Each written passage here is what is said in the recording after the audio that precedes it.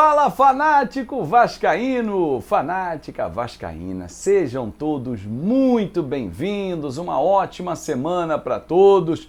Já vai deixando logo o seu like, que ele é super importante aqui no nosso canal que só cresce. Já somos mais de 27.600 fanáticos pelo Vasco da Gama. Muito obrigado.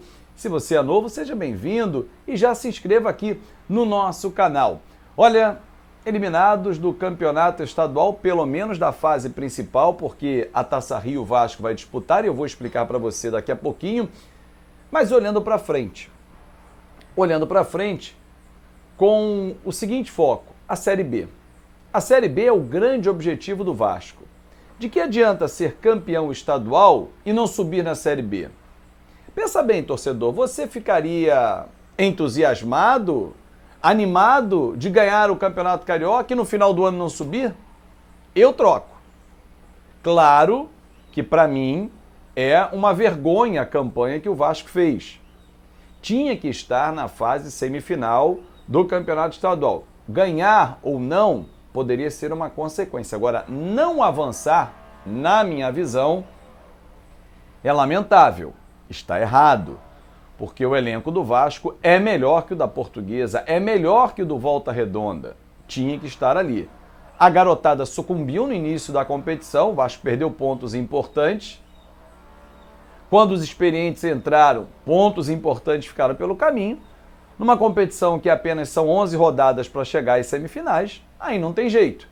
Não tem como depois olhar para frente, mas esquece, errou. O erro paga muito caro. Não são 38 rodadas como no Campeonato Brasileiro, são 11.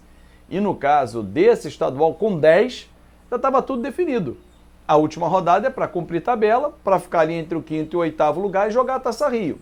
Ou seja, chega sem chance de avançar para a semifinal. Agora, a pergunta é, o Vasco está preparado para jogar a Série B? O Vasco está preparado para jogar Série B e Copa do Brasil? Porque a Série B começa nos dias 28 e 29. O Vasco vai jogar numa dessas datas. A CBF ainda não desmembrou. É provável que jogue no sábado, dia 29 de maio, diante do Operário em casa. Mas logo na semana seguinte, no meio de semana, tem a Copa do Brasil. E aí começa a misturar. Série B, Campeonato de Copa do Brasil. Quer dizer, não tem aquelas semanas cheias em alguns momentos. O Vasco está montando um elenco para jogar as duas competições?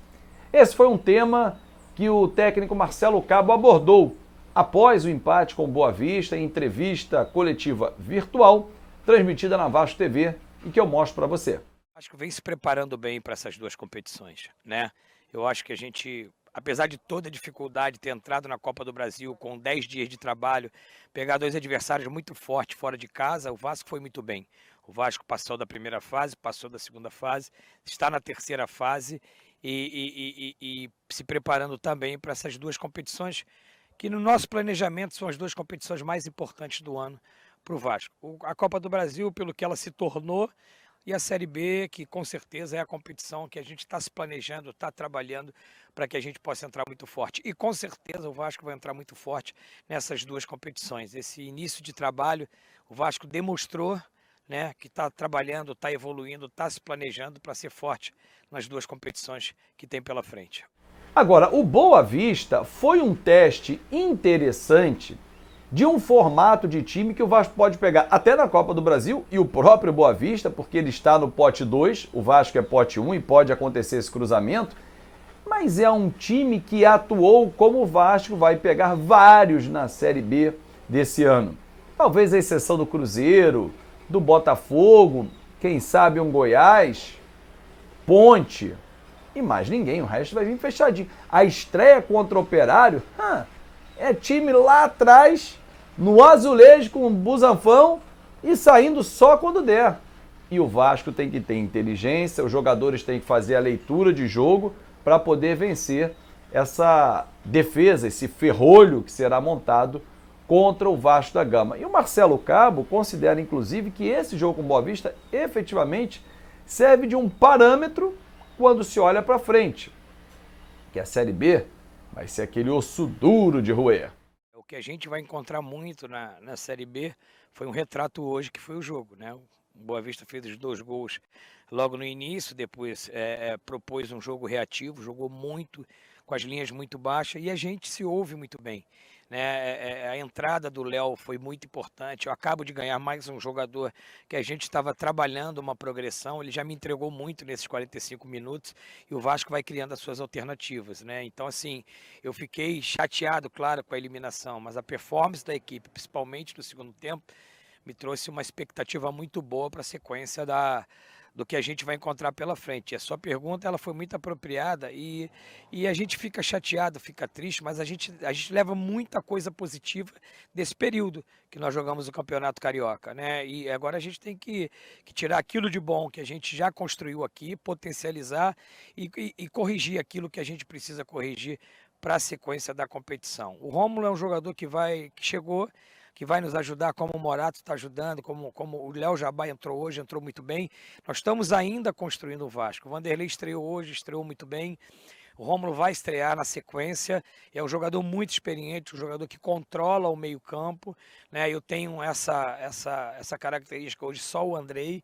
E ele é um jogador que vem dar esse toque de experiência nessa meninada aí do meio-campo, principalmente os volantes. E ele também vai fazer um trabalho progressivo, como o Léo fez, e a gente vai lançá-lo no momento certo, numa ordem de progressão, para que ele possa nos ajudar e está pronto na Copa do Brasil e está pronto na Série B. Tá aí, torcedor, você vai tirando as suas conclusões. Vanderlei estreou, para mim não teve nenhuma culpa nos lances de gols sofridos. É um time que vai encorpando com o tempo. A gente observou, principalmente contra o Flamengo, que foi a maior atuação até agora na temporada, um time mais sólido, mais consistente. Contra o Boa Vista nesse domingo, já vi um time um pouquinho mais espaçado, talvez por conta de um cansaço, um desgaste físico da partida de quinta-feira, pode ser, o time sentiu. Jogadores que foram bem contra o Flamengo não repetiram a atuação contra o Boa Vista. Caso, por exemplo, do Leandro Castan, caso do Morato. Marquinhos Gabriel não atuou. Então, assim, você começa a ter algumas peças que oscilam e aí tem um impacto. Numa reta final, Cano perdeu 2 gols, que ele não costuma perder. Um no primeiro tempo, cruzamento do Peck, que ele foi completar, botou para fora. E no segundo tempo, uma bola do Andrei para ele açucarada, que ele bate cruzado para fora. Ele não costuma perder. Cano é daquele tipo que tem uma bola, é no alvo. Ó, deixa eu agradecer aqui uma camisa que eu recebi. Quero mostrar para vocês, ó. Olha que legal.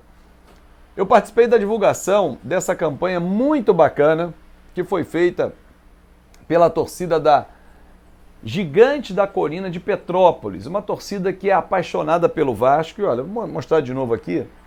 Que vascaíno sangue bom. Olha, vamos doar de coração. Olha que coisa linda.